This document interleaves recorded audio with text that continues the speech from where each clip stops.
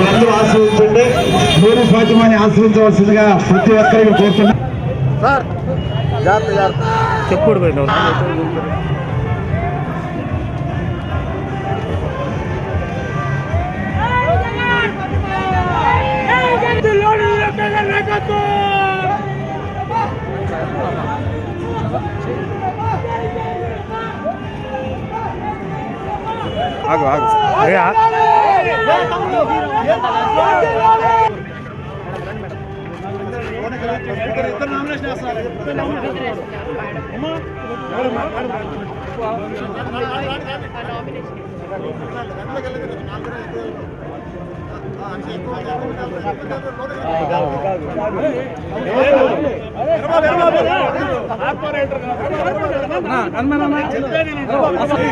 దయచేసి కొద్దిగా పక్కకి వచ్చేయండి.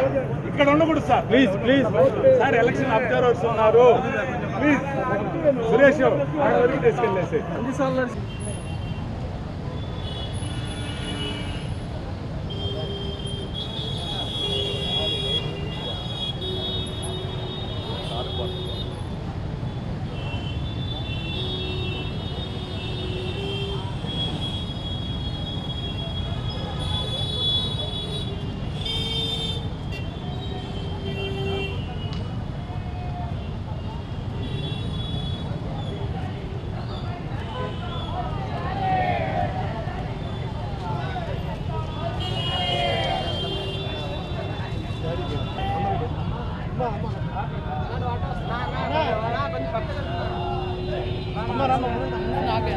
మనం గెలిచాం. అమ్మవారు ఆశిస్తారు, అందరూ ఆశిస్తారు. ఆయన వచ్చి ఆయన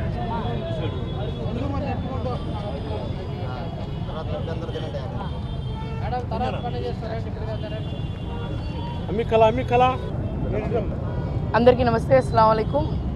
ఈరోజు మరి 19వ తారీఖున నామినేషన్ వేయటం జరిగింది. మన ప్రియతమైన నాయకుడు వైఎస్ జగన్మోహన్ రెడ్డి గారు నాకు అవకాశం ఇచ్చారు. ఆ అవకాశానికి నిజంగానే కట్టుబడి ఉంటాను. ప్రజల సేవ లక్ష్యం అన్నట్టు వైఎస్ఆర్సీపీ పార్టీ ఏ విధంగా ఉందో అదేవిధంగా గుంటూరు తూర్పు ప్రజలకు ఎప్పుడు వెన్నంటే ఉంటూ నా మొదటి అడుగైన ఈరోజు నామినేషన్ వేయటం జరిగింది. మరి నాన్నగారు 10 సంవత్సరాలు ప్రజాసేవే లక్ష్యంగా మరి ప్రతి గుంటూరు తూర్పులో ఎక్కడ వెళ్ళినా కూడా ఆదరణ ఈరోజు మరి 3వసారి మరి విజయవంతంగా ఈరోజు ర్యాలీ నిర్వహించిన దానికి ఎండ లేకుండా ప్రతి ఒక్కళ్ళు కూడా వచ్చినందుకు ప్రతి ఒక్కళ్ళకి పేరు పేరున ధన్యవాదాలు తెలుపుకున్నాను. అభిమానులు, అలాగే వైఎస్ఆర్సీపీ కుటుంబ సభ్యులు, నాయకులు, కార్యకర్తలు అందరూ ఇదే విజయం. దీన్ని బట్టే అర్థమవుతుంది జగన్మోహన్ రెడ్డి గారు వెంట ఎలా ఉన్నారో, అలాగే గుంటూరు తూర్పు ప్రజలు నా కోసం ఏ విధంగా మరి ప్రతి ఒక్కళ్ళు వెన్నంటే ఉన్నారని చెప్పడానికి ఇది ఒక నిదర్శనం. ఖచ్చితంగా ఇంకొక 24 రోజులు ఉన్నాయి. ఈ 24 రోజుల్లోనే విజయ్ ఢంకా ఎలా ఉంటుంది అని చెప్పి మే 13వ తారీఖున ప్రజలందరూ వాళ్ళు ఓటు హక్కుని వినియోగించి చూపిస్తామని చెప్పి ప్రజలందరూ హర్షం వ్యక్తం చేస్తున్నారు. ఖచ్చితంగా ఈ సంక్షేమ పథకాలు కొనసాగాలన్నా మన ప్రియతమైన నాయకుడు వైఎస్ జగన్మోహన్ రెడ్డి గారు సీఎం అవుతారని చెప్పి ప్రజలందరూ చెప్పినా ఖచ్చితంగా మేము కూడా అదే విధంగా కృషి చేస్తాము.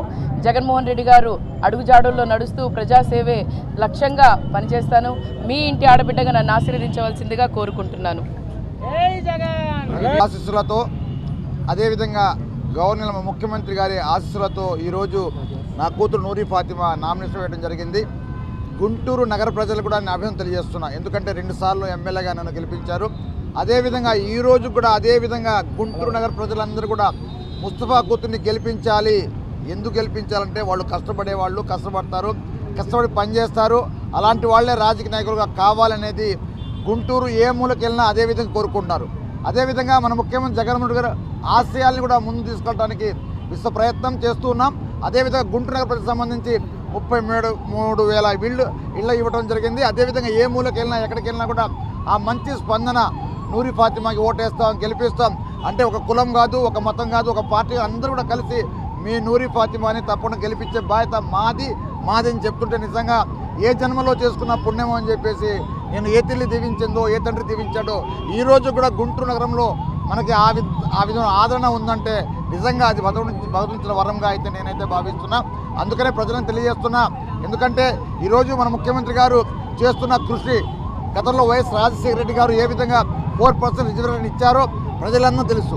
అలాంటిది ఈరోజు కొంతమంది 4% తీసేస్తాం, ఈ గుళ్ళకు సంబంధించి కానివ్వండి, లేకపోతే మసీదులు తీసేస్తాం, చర్చిలు తీసేస్తాం అని చెప్పడం నిజంగా ఇది మానవత్వమా అని చెప్పి నేనైతే తెలియజేస్తున్నాను. ఎందుకంటే మనుషులందరం మనం ఒకటే, మనం అందరం ఒక మానవులం, మన భారతదేశంలో పుట్టిన వాళ్ళం. మరి అలాంటిది డాక్టర్ బిఆర్ అంబేద్కర్ గారు మరి రాసిన రాజ్యాంగ విధిని మొత్తం ఈ భారతదేశంలో ప్రతి కులం ప్రతి మతం అందరూ బతికే విధంగా మరి ఆయన అడుగు వేసి ఆ రోజు మనందరూ చెప్పడం జరిగింది. కానీ ఈరోజు రకరకాలుగా ఉంది. అందుకనే రేపు రాబోయే కాలంలో వైఎస్ఆర్ కాంగ్రెస్ పార్టీకి ప్రతి ఒక్కరూ అండగా ఉండవలసిందిగా ప్రతి ఒక్కరిని కోరుతున్నాను అన్నమాట.